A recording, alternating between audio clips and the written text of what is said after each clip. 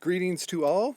Normally I would say hi guys, but my mom specifically requested that I not ever say hi guys when speaking to a group of mixed gender. So no more of that. Greetings all, that'll be suffice. Hey, we're really glad to have you be a part of this. And for those of you who are watching this after the fact, after the live broadcast, and you're wondering, how do I watch the live broadcast? You need to go into the channel, Auburn Medical Group on YouTube, click on the bell icon and set up your notifications, and then go into your settings on YouTube and set it up so you get notifications when we're live, or just follow me on Twitter at Dr. Vaughan, DoctorVaughan. And so we already have people saying hello. Butterfly Girl, hello. Bianca Dye, hi again, Bianca. Claire, I recognize you. And Claire, I recognize that you commented on one of this week's videos. I saw you there. Cheryl McNutt, hey there. Jamie1178, hello to you. Mary Ranch, hello. So friendly, all you guys greeting me. So great to be here. And you'll be glad to know I plugged a battery into the phone so that it's not going to just suddenly stop because of power. If I got a patient call, that'd be another thing, but at least it won't be because of the battery running out today. Coco Mama 67, hi. Mama of 3 monkeys, hi doctor. I know what it feels like to be a mama or a papa of a bunch of monkeys, as we call them often. Maybe you actually have literal monkeys. That could be, I don't know. So you guys saw that the title was Doctor-Patient Alliance, something very important to me. And hello, Edna Vogel, glad to have you, or Vogely, glad to have you join us. I don't recognize you, so I'm glad that you came to join us. If you guys want to make sure you get something read, you can always use Super Chat. Otherwise, just use the regular chat, and we'll try to get to everybody we can and greet everyone as they come in, like Kelly Barber, who just said hello.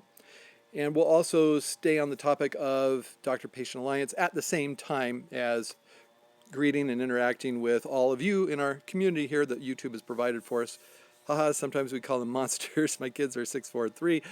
Yes, we had 6'4" and 3 at one point. Nowadays they're 21, 19, 18. Wait, no, not yet 18. 21, 19, 17, and 16. So yeah, we had that same setup you have, plus another one. So the reason I talked about Doctor-Patient Alliance is because it's something that comes up from time to time when Dr. Gwaine and myself, or Polly, our nurse, or LeeAnn, our office manager, we're talking about an interaction that's occurred. Yeah, that mama is busy. Oh, you mean us? Yeah, we were busy too, and still are, with 3 of them in college this next year. Monsters 2017, 15, and 13. See, yeah, somebody else. Very, very similar. You're like 2 years behind us, so yeah, we know exactly what that's like. And as busy as it can be, it's a wonderful, wonderful life too. To have 3 in track together at once, to have 2 in cross country together at once, to have another, another one in different sports, doing snowboard and pole vault. Well, the other 3 or 2 of the others did pole vault. It's fun to have that many close together. Doctor-Patient Alliance sometimes comes up as a topic of discussion in the behind the scenes at the office. And Doctor-Patient Alliance, you need to have a doctor who is kind of on board with you as far as your health philosophy and ideas about medicine and taking care of your body and health. And oftentimes as a doctor, because we do have more knowledge about health and medicine, we try to help get patients on board with taking good care of themselves, addressing whatever health problems they have. Sometimes they have different ideas and want to go a different direction, and sometimes as part of looking out for the best for a patient and not overstepping their ability to make decisions for themselves, their autonomy. You say things like, yeah, let's go ahead and try that and get back together and see what difference that makes. If they want to go their own way and have an idea of something that'll help that you really don't think is going to help. Not to let them do something is dangerous, not that we can stop somebody from doing something they want to do, again, that autonomy thing, but a lot of medicine for me over the years and mellowing as I've had more life experiences, learning that I need to, in having that Doctor-Patient Alliance, learning that I need to not always have to have everything exactly right the way it's supposed to be, being able to work with patients and compromise, not do things exactly by the book, but let the patients know where I'm coming from, let them know what the literature shows, giving them the freedom to try things, but telling them that's not my medical recommendation. And oftentimes I'll tell them, I'm documenting, typing there, I'm documenting this is not my recommendation. We'll get back together. We'll see what kind of results you're getting with this plan you're proposing when a patient wants to do something different than what would be recommended by the medical knowledge. But sometimes it can reach a breaking point where we have to part ways. That could be in situations like somebody demanding opiates or benzodiazepines that I think are inappropriate. That's not something they'd be able to go off and do on their own except for illegally. And so at that point, sometimes we would have to part ways. Not that we desire it, we would still be their doctor, we just wouldn't prescribe those medicines. But, sometimes they would choose to find another primary care doctor who will do what they want. Somebody would say, well, if they're just going to go do it anyway, why have them go to somebody else? Why don't you just keep them? Well, there's some things that our medical licenses, they're very important. Medical license is not something you can just get back once it's been taken away. So you have to be responsible medically and do things by the book to a certain point, even though there's a lot of freedom under that level. I hope that you guys are following what I'm saying. Let me know if I'm speaking in too broad of generalities, but I think you guys are getting the idea that there's an alliance to be made. Bianca says, I try to see the same doctor each time, but with the NHS, National Health Service in the Great Britain, in the crisis, minute options aren't always available.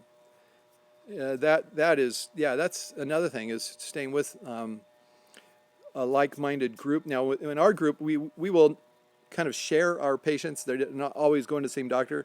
You're talking about in the crisis at the NHS right now. We are waiting for Jennifer to get back from maternity leave at the end of this month. So we're kind of stacking on each other's patients a little bit. So I'll be seeing some of Dr. Gwain's and a lot of Jennifer's, and Dr. Gwain will be seeing a lot of Jennifer's. That normally we wouldn't be doing that just to get through this month here. But we practice the same style of medicine, and so we will not have a huge change going from one provider to another. Also, we speak with each other daily, so it's not like you're really going to a whole different world of medicine. But in the NHS, I can imagine you guys could probably have some pretty big groups, and you could have quite a variability within them. Claire says, I'm glad you're this way. There are bad doctors who do wrong thing just for the money. There have been, like that one that got charged and convicted of second-degree murder on 2 counts in Southern California. You have great patient-doctor relations, it seems. It looks like it on the videos. And honestly, what you guys see on the videos is a lot of what goes in our office. And I kind of select patients specifically for that purpose. When I'm deciding, should this be a patient we invite to be on the YouTube channel, I go through in my mind, in my interaction with them, are they somebody who's fun and entertaining, and it's going to be enjoyable for somebody to learn from their patient-doctor encounter? And if they are, I'll invite them to be a part of the channel. Not everybody's that way. Some people are very quiet, and that's fine. Some people are that way. It just doesn't make for good YouTube, so we maybe won't invite the quiet person.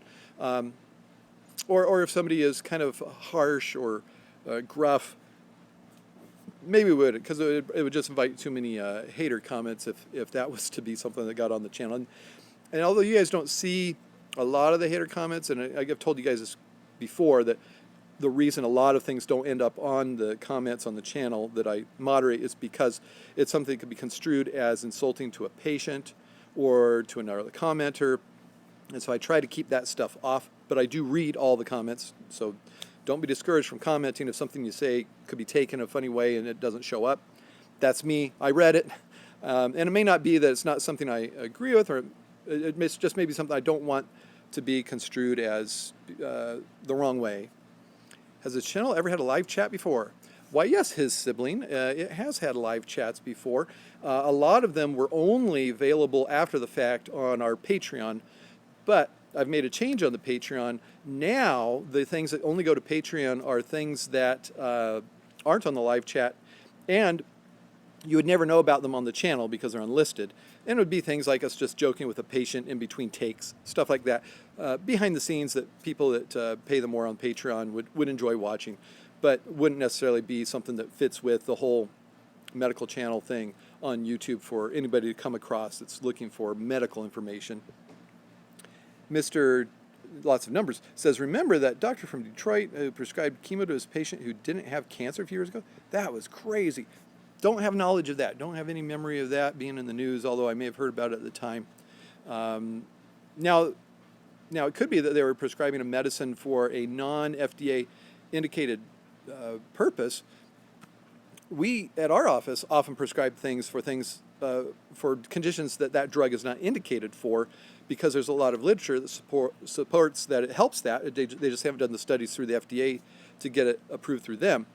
So that's not necessarily something that's not done in common practice in nearly every doctor's office.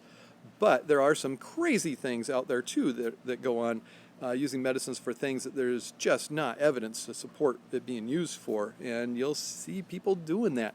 And you'll see people building entire practices on that because it's unique, and some patients in desperate situations looking for something different than what they're getting with their conventional medicine doctors, they'll pay cash for doctors who will do things that aren't the norm, not part of the community standard. Cheryl McNutt.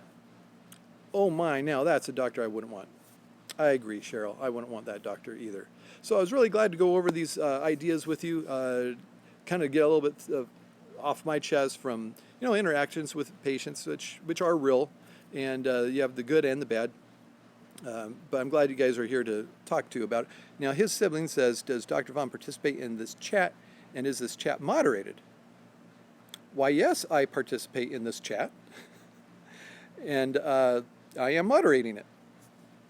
So the comments that come on after a live, I moderate those. Some things won't make it to the page, the comments page.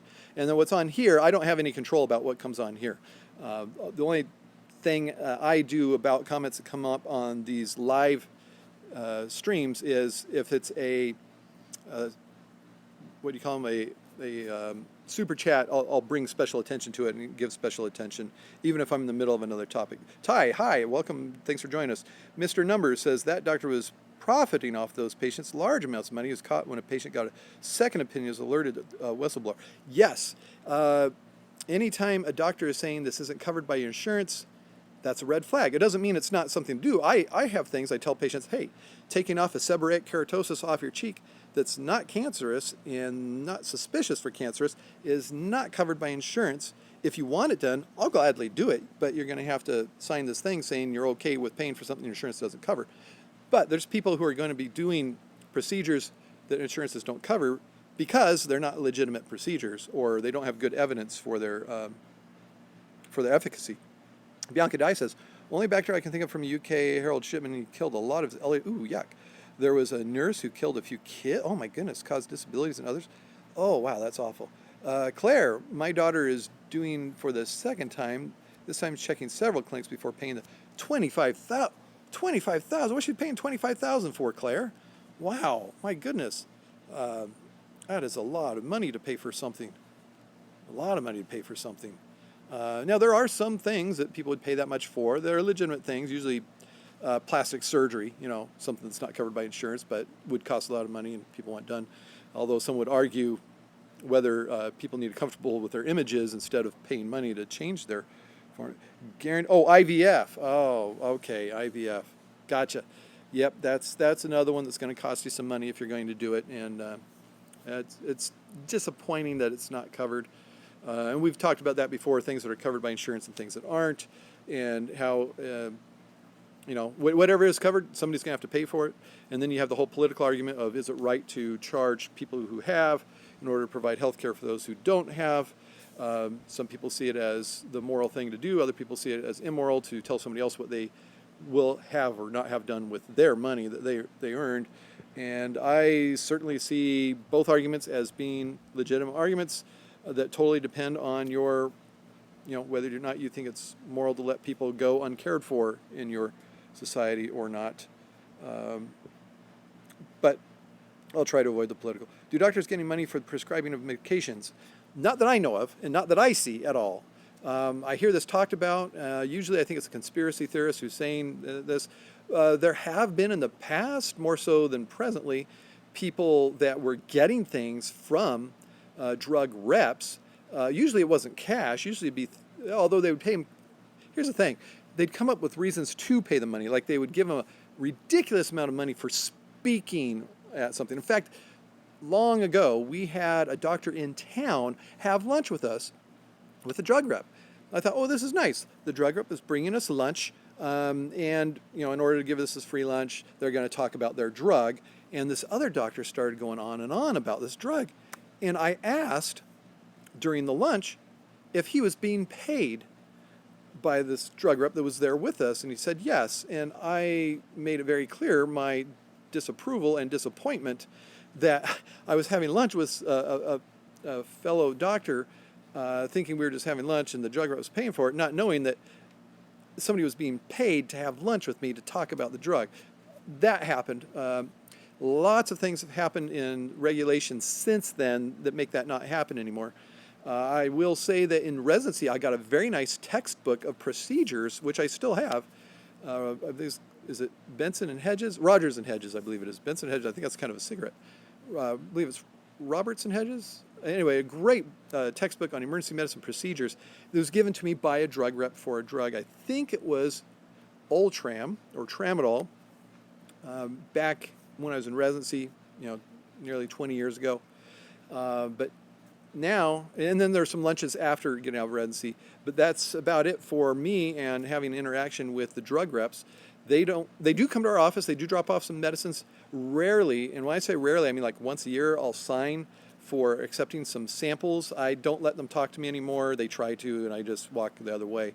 I've had too many instances early in my career when the drug reps were still allowed to wine and dine, of them promoting things that later would just absolutely found out to be false and not in the patient's best interest. So I have a very bad taste for drug reps speaking directly to doctors. I think we can get our information from non-biased sources. In fact, that's why I pay more money to go to the conferences where the doctors don't have to make these announcements before they speak about potential conflicts or influences from industry. I prefer that a lot over having a conference where the person's telling you that somebody who makes a drug that treats things they're talking about is paying them money. That's, they can say they're objective, but we know from studies that as much as you think you're being objective, when there's money involved, you're not. And this is true for patients too, particularly those getting disability. Okay, we have some comments here. Cheryl McNutt, do doctors get, that's what I was just talking about. IVF isn't cheap, but it's cheaper than that. I've had IVF a few times. And Dr. Fat was once in Michigan who harmed hundreds of people with chemo. Oh, that's awful. Mom of Three Monkeys, what about vaccines? Do doctors benefit somehow by vaccinating a certain percentage of patients? That can happen.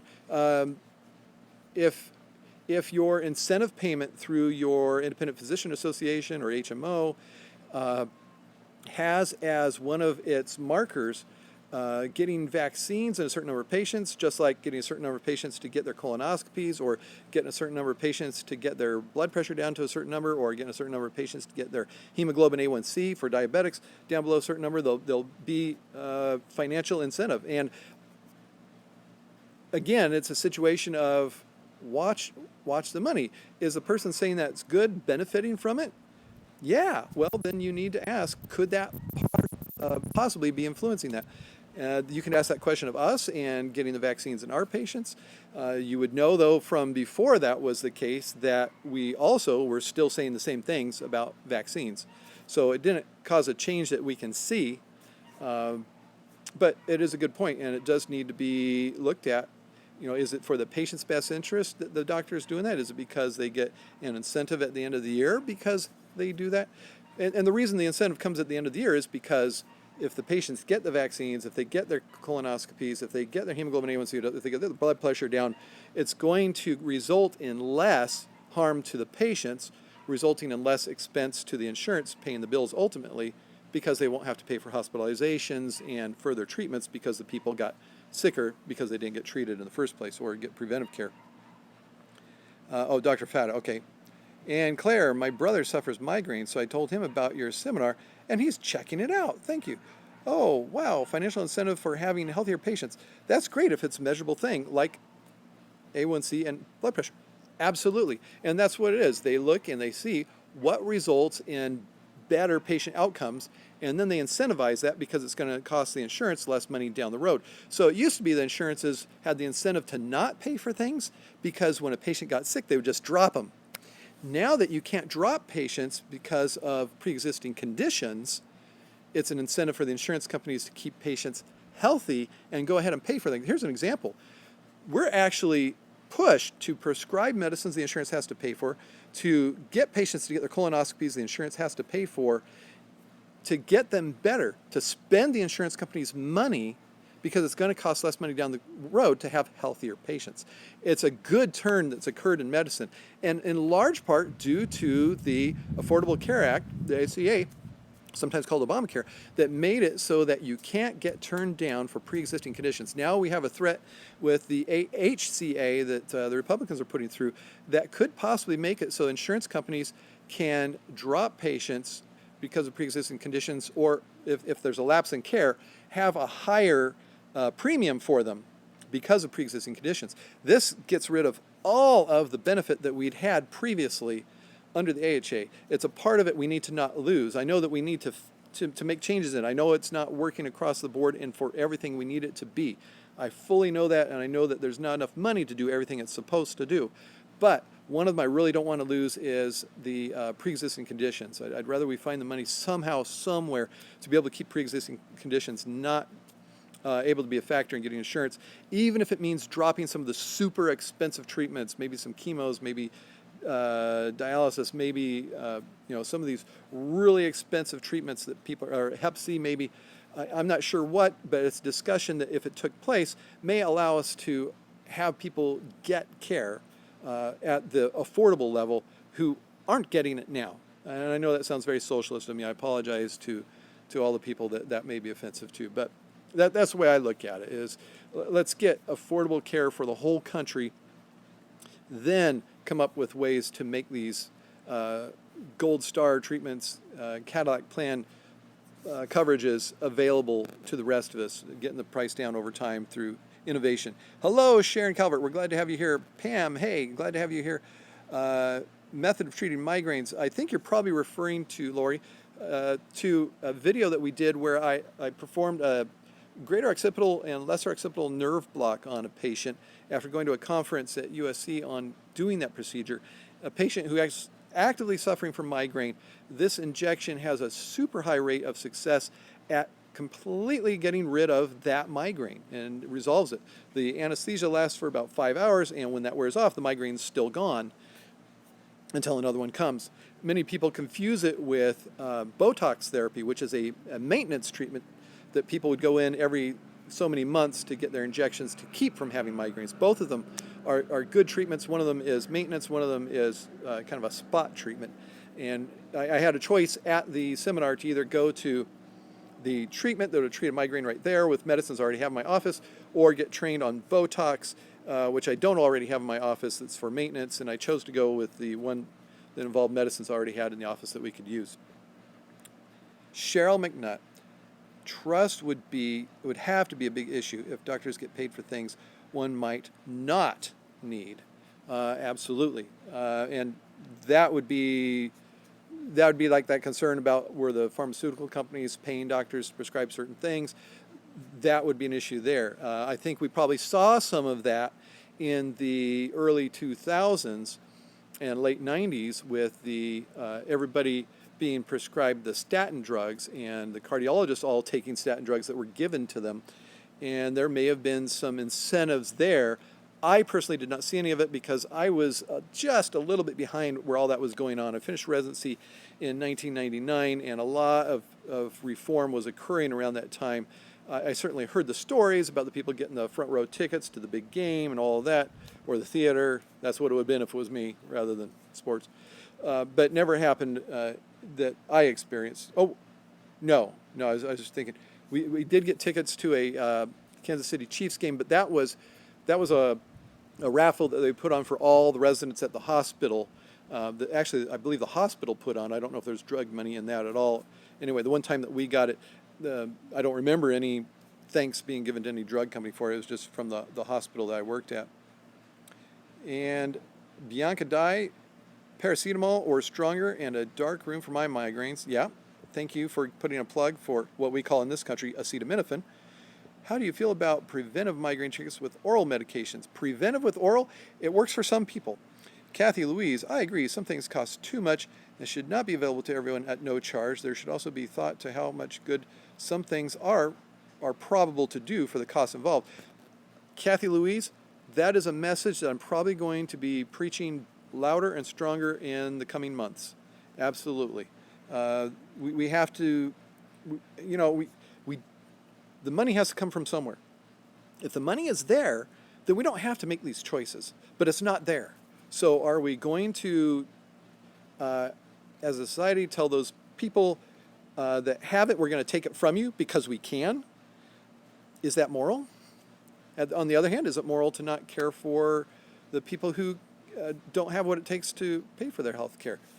And I'm conflicted.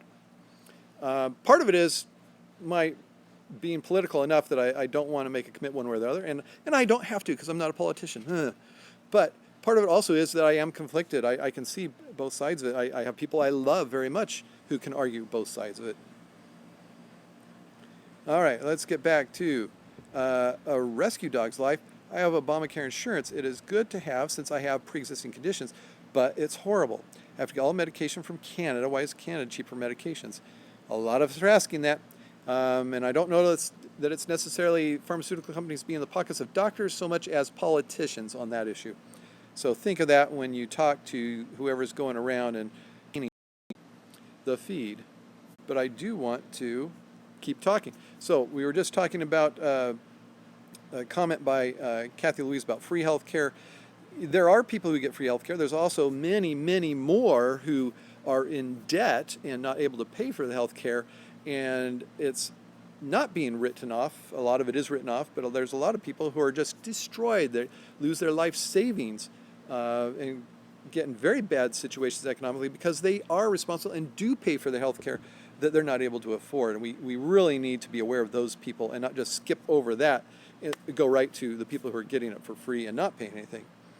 We have health care through my husband's work, but the copays and the deductible are so high they were in financial troubles from injuries, even pregnancy-related costs. That's a problem. That is true for people who are not super poor, people who are honest, working, two-income families, and that is their story. And that is why I think that we need to do something different than just say, oh, they can't afford it, they can't get it. That's the kind of story that makes me want to come up with the money from somewhere, from those who do have it. How do you do that and have it be fair without it being just the government, pulling a gun on them and robbing them essentially by saying we're going to charge you higher taxes? I want you guys to be able to see the other side on this. If you're very strong on one side, I want you to know people on the other side.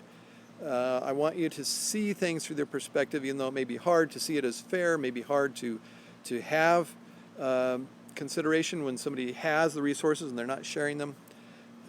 There is a perspective there that needs to be respected. We live in a country that supposedly has the right to personal property, to private property, and if that's the case, then you can't just take it from them just because of you thinking it's fair. We need to come together on this issue as a country, and those that have need to have compassion. Those that don't need to share their stories so that somebody will have compassion. Okay, getting back to Bianca. Politics always comes to it. We have a major election coming up this week, so recently it's all about politics here, wherever Bianca lives. Cheryl McNutt, we pay crazy property taxes in Nova Scotia. Mama 3 says, yes, we're a hardworking family. We deserve good health care. Jean Cooley says, can you address the danger of fentanyl? My stepson passed away from, oh, I'm so sorry. Fentanyl, actually fentanyl is one of the opiates I'm more comfortable with. It can come in a patch form so that it lasts for days. You change the patch every 3 days or so you have much less problem or a more drawn out and less intense withdrawal. For people who are on chronic opiates, I'd rather it be that than the short-acting ones. But fentanyl is a super, super strong medicine. It's often given IV in very, very tiny doses compared to the other opiates because it is so strong. All right, Lori, current political issue and bipartisanship makes this impossible. Oh, Lori, why do you have to bring reality into it? We're having so much fun in my make-believe world of people getting along. Cheryl McNutt, so sorry, Jean.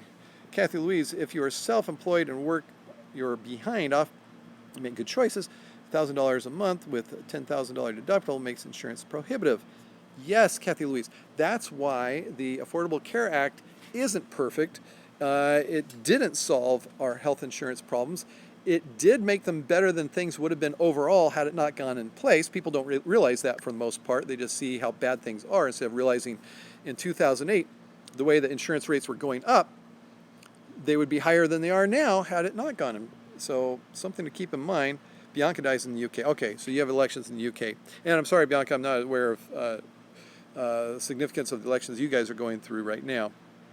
Claire, I am one who only gets Social Security, didn't qualify for Obamacare, tried not doing meds, but had to go to Sensel. Bianca dies, so sorry for your loss, Gina. Yes, we are. His sibling.